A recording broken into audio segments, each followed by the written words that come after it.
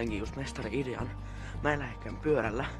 Mä käyn vaihtaan lenkkarit tennareiksi ja lähdenkin laudalla. Siellä on yllättävän hyvä keli, pääsee ekan kertaa vähän vetellen laudalla. Kengät vaihdettu lautamessis. Ei ehkä missään puhtaammassa kuosissa, mutta kuosissa kumminkin.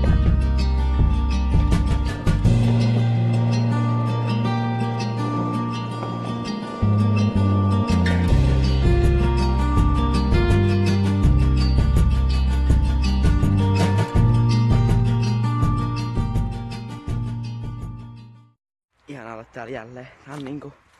Ensinnäkin tää on erittäin kaunis paikka kuvata. Nyt mulla on vihdoin toi järkkäri.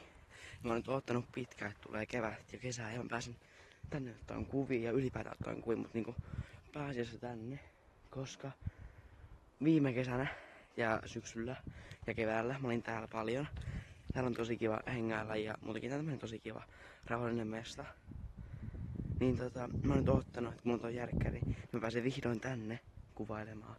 Ja niinku, ai että, kattokaa nyt tuonne taaksekin.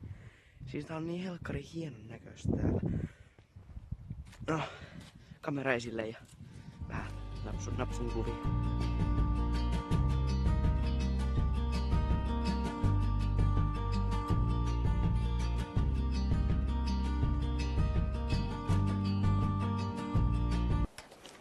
Aurinko, älä mene pilveen. Tarvitsen sinua. Valokuviini, elä mene. Kuvailut on nyt kuvailtu, paitsi että aurinko tuli ihan takaisin. Yes. Mutta nyt tehdään materiaalin vaihdos.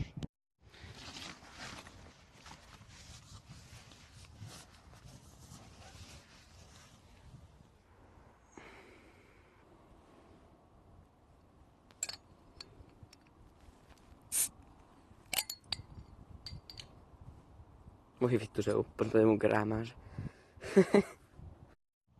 Mä oisin nauttinut niin paljon enemmän, jos toi aurinko olisi nyt vaan edelleen paistanut.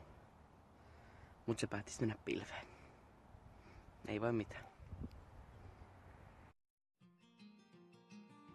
Mulle tulee niinku päivittäin melkein niin semmonen fiilis, että nyt tekee mieli kuvata vlogi.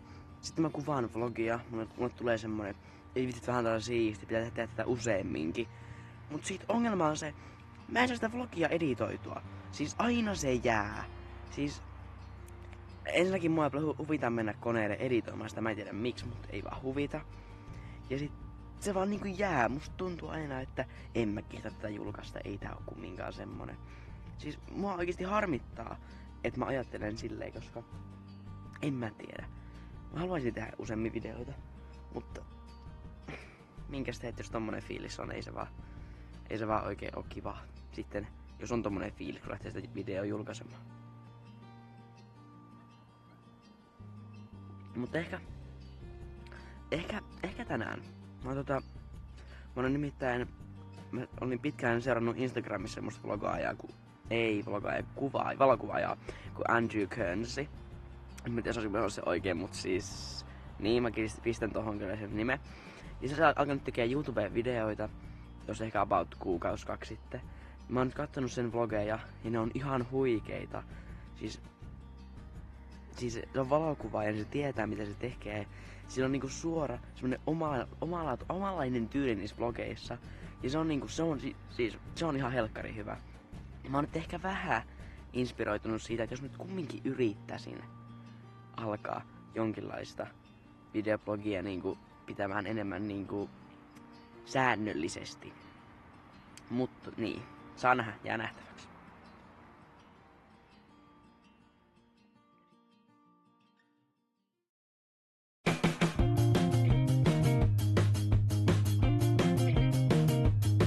Aloitetaan operaatio korkin metsästys, koska roskaaminen on ehkä pahinta, mitä ihminen voi tehdä luonnolla. Mitä me tiedetään on se, että se on jossain täällä. Se tippui tänne ja sitten se pumpsahti veteen. Joten mennään, siellähän se. Ja sit hivuttaudutaan tänne näin. Tämä vesi tuntuu yllättävän lämpimältä, ei tunnukaan. Ja näin saadaan korkki takas. Auto on takaa vähän kulunut ja vähän likainen, mutta nyt on kumminkin tarkoitus lähteä sillä kotia päin, koska täällä ei ole enää mitään kuvattavaa. Ja juomisetkin loppu, joten sit mennään.